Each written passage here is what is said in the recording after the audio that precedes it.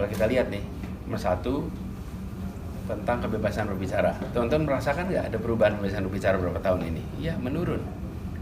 Kekhawatiran, pemeriksaan kepada orang-orang yang mengkritik itu terjadi. Yang kedua, tentang oposisi. Kita hampir tidak ada oposisi yang bisa hidup. Kenapa? Karena mendapatkan tekanan yang luar biasa untuk jadi oposisi itu. Akhirnya nggak kuat. Karena nggak kuat, akhirnya ikut di pemerintahan. Jadi sebenarnya oposisi itu dikasih ruang saja karena dia menjadi penyeimbang baik untuk semua. Tapi kalau oposisi tekan, akhirnya nggak ada yang tahan tuh. Lalu yang ketiga adalah soal pemilu. Nah, pemilu yang bebas dan adil kemarin sudah berlangsung pemilunya, tapi bebas dan adilnya masih menjadi pertanyaan nih. Dan itu mungkin yang dikatakan oleh teman-teman di sana. Jadi saya melihat pada 3 kriteria itu demokrasi kita harus banyak koreksinya untuk bisa menjadi demokrasi yang baik. Ya. Masa pemerintahan Jokowi adalah masa pemerintahan kutu kupret, di mana orang direndahkan dan dihinakan, intelektual tidak diutamakan, yang diutamakan adalah loyalitas, kesetiaan, ya, dan akhirnya sama-sama korup di dalam lingkaran kekuasaan. Jadi Prabowo apakah akan seperti itu juga? Ya kita lihat. Prabowo sepertinya anti dengan oposisi, tapi at the same time dia ngomong mengenai koalisi. Ya, koalisi itu adalah dan oposisi itu adalah two side in one coin. Dua sisi dari mata uang yang sama. Kalau Anda setuju dengan koalisi, maka Anda pun harus mengakui oposisi. Tapi saat ini sepertinya tidak ada partai yang menyatakan beroposisi. Kekuasaan itu harus dikontrol. Siapa yang mengontrolnya? Oposisi, ya. Opposition within the system. Oposisi di parlemen terutama. Tetapi kalau tidak ada oposisi di parlemen, ya maka opposition in society, oposisi di masyarakat.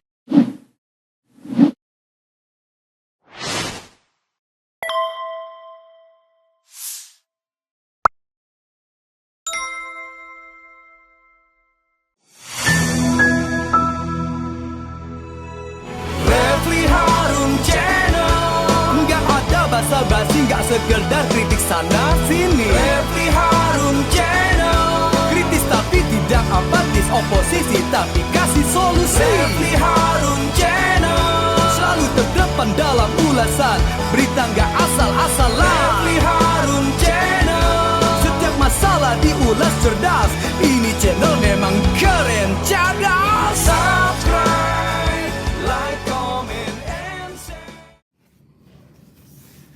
Assalamualaikum warahmatullahi wabarakatuh, Sobat RH sekalian.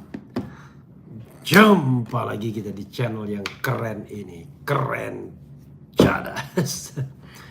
Ya Sobat RH sekalian, kita live lagi ya, dan mau ambil satu berita dari SMRC, Saiful Mujani Research and Consulting, yang mengatakan survei SMRC .2 mayoritas publik ingin ada oposisi di era Prabowo Gibran. Tempo ya yang kemudian memuat ini.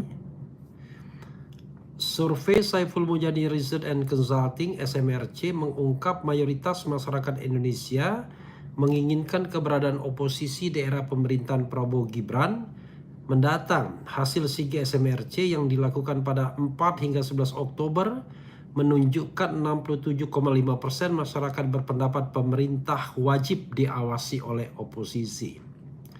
Metode survei yang digunakan adalah multi-stage random sampling dengan jumlah sampel valid 994, margin of error plus minus 3,2% pada tingkat kepercayaan 95%.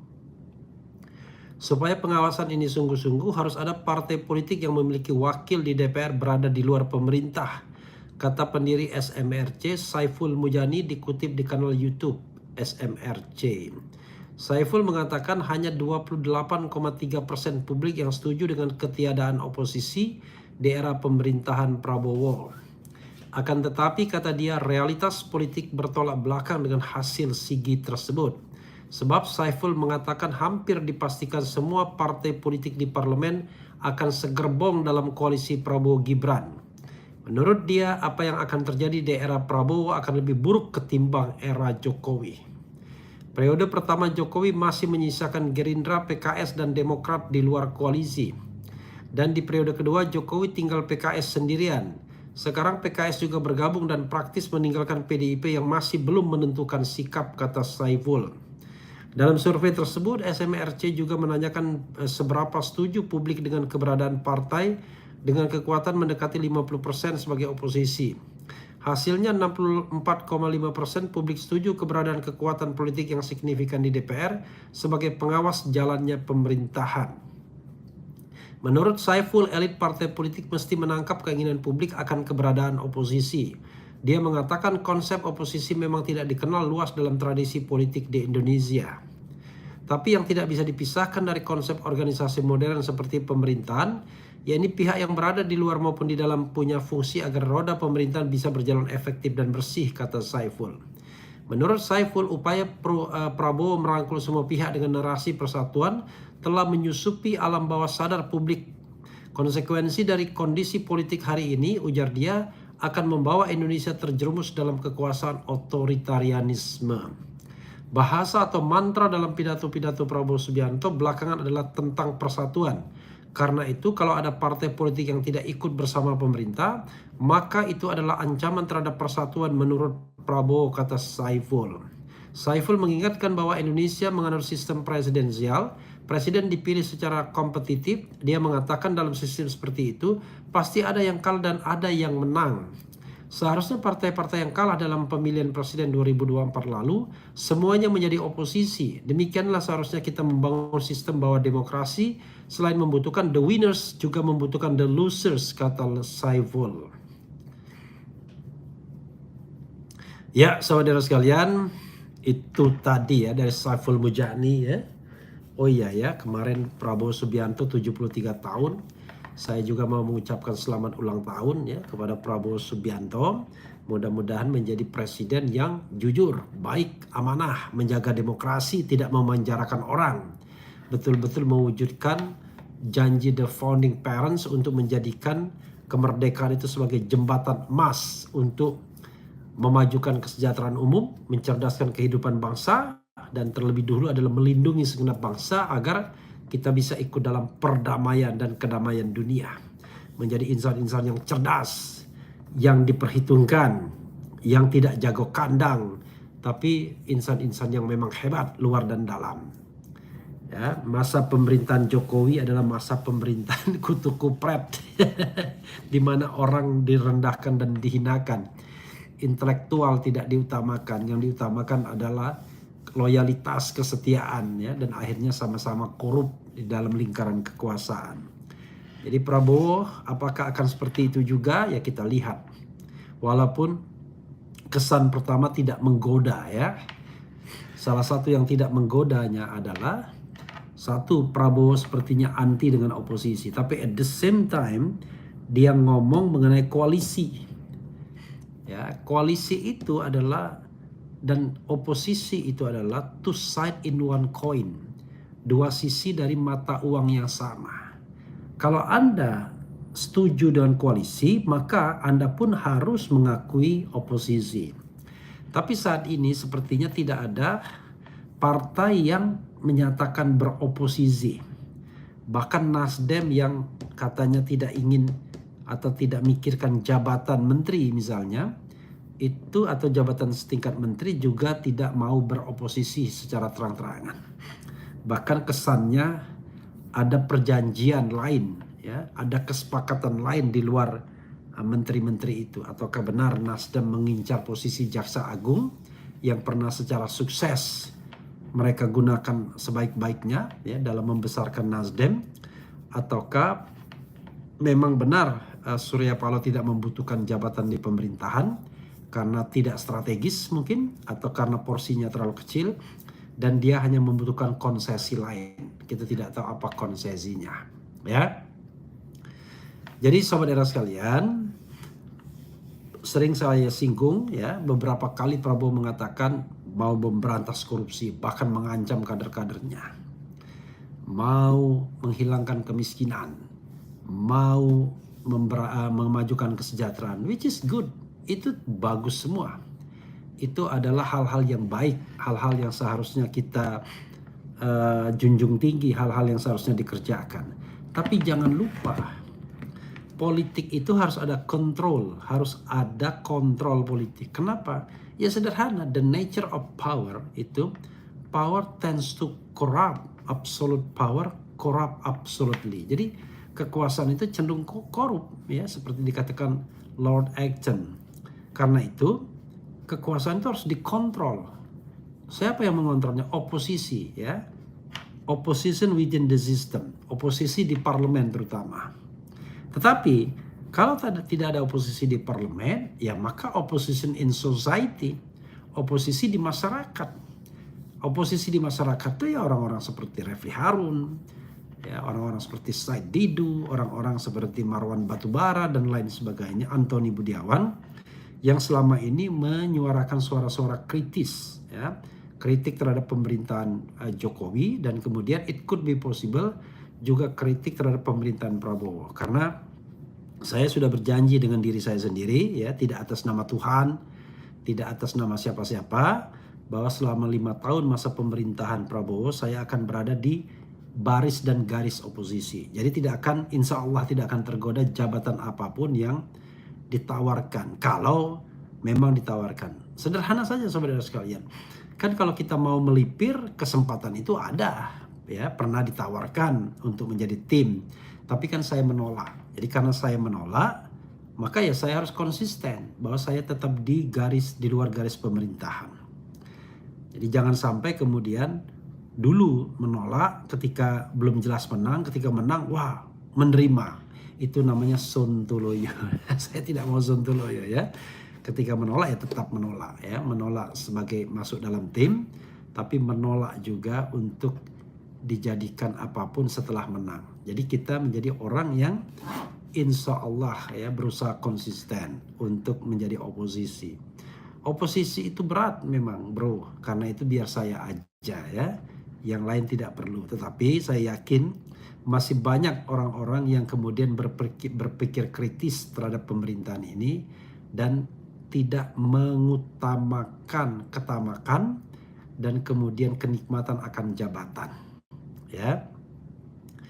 Nanti kita harus lihat, ya, betul-betul perhatikan mereka, berapa harta kekayaannya ketika mereka starting point menjadi pejabat publik. Jangan sampai ada menteri urusan akhirat lagi, ya, harta kekayaannya hanya berapa bulan meningkat 10 miliar. Dan kita tidak tahu sekarang berapa, ya. Begitu sobat RH sekalian yang ingin saya share dalam kesempatan pagi dini hari ini, ya. Kalau sekarang di tempat saya ini sudah hampir pukul 4. Oh, sebentar lagi jalan nih saya karena pesawat saya pagi, ya. Dan mudah-mudahan teman bangun, ya. Tidak, karena berdua kita, ya. Oke, coba kita bacakan sobat RH sekalian. Belum tidur bang, bukan belum tidur, sudah bangun, ya. Tetap semangat bang, insya Allah, ya. Ada oposisi saja demokrasi Indonesia tidak maju-maju, apalagi kalau fungsi oposisi dimandulkan oleh rezim Prabowo. Saya tidak bisa membayangkan jika negara ini dipimpin oleh serba yes man, ya. Foto profilnya kayak foto buku Yasin bang, maksudnya apa? profil apa? Kemudian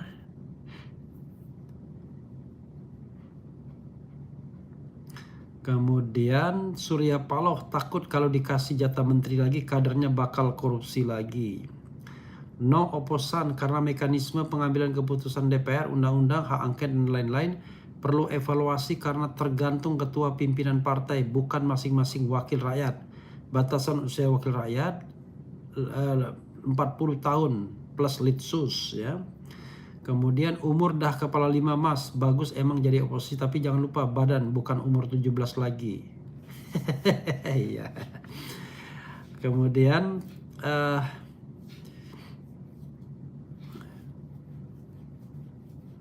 Oposisi tetap dipersilahkan dan baiknya sedikit aja. Ini bukan soal sedikit dan banyak. Jadi gini sobat sekalian ya.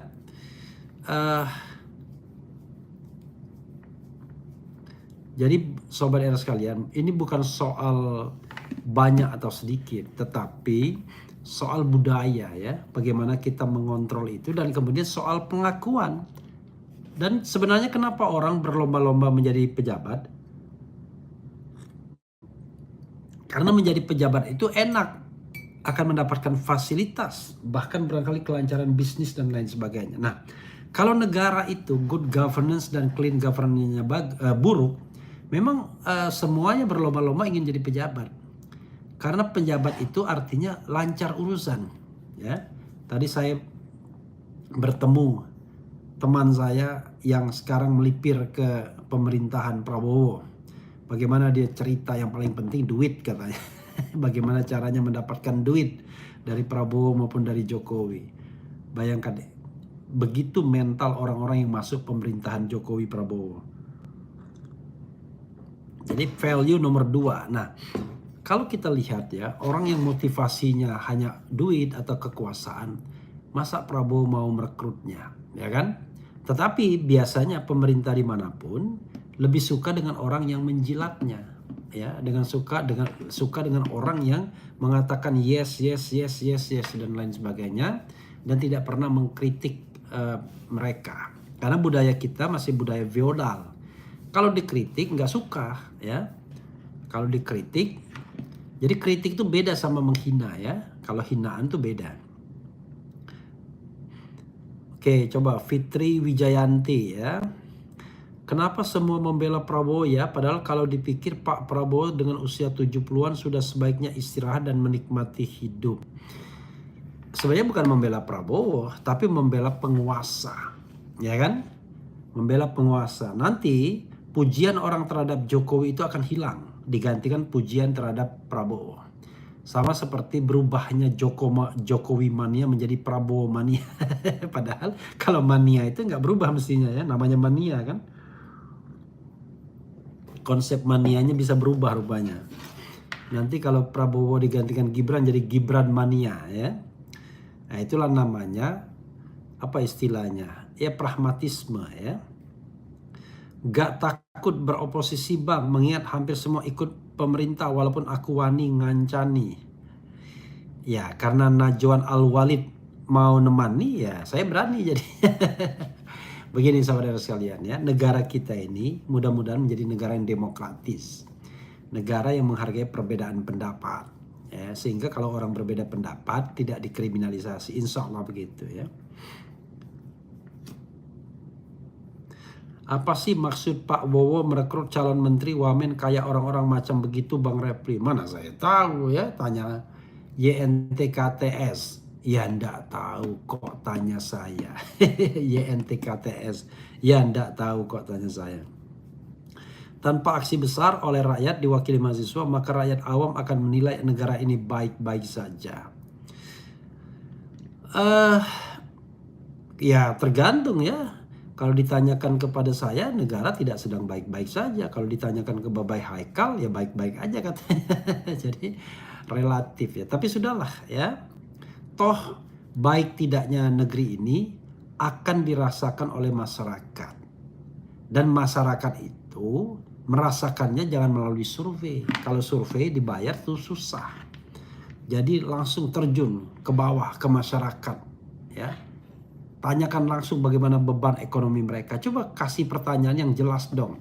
Jangan puas atau tidak puas. Tapi pertanyaannya adalah, apakah hidup Anda sekarang lebih baik dibandingkan 10 tahun yang lalu? Mestinya begitu pertanyaannya. Ya kan, survei itu. Ternyata mengatakan tidak lebih baik misalnya. Gitu. Jawabannya langsung, lebih baik, tidak lebih baik.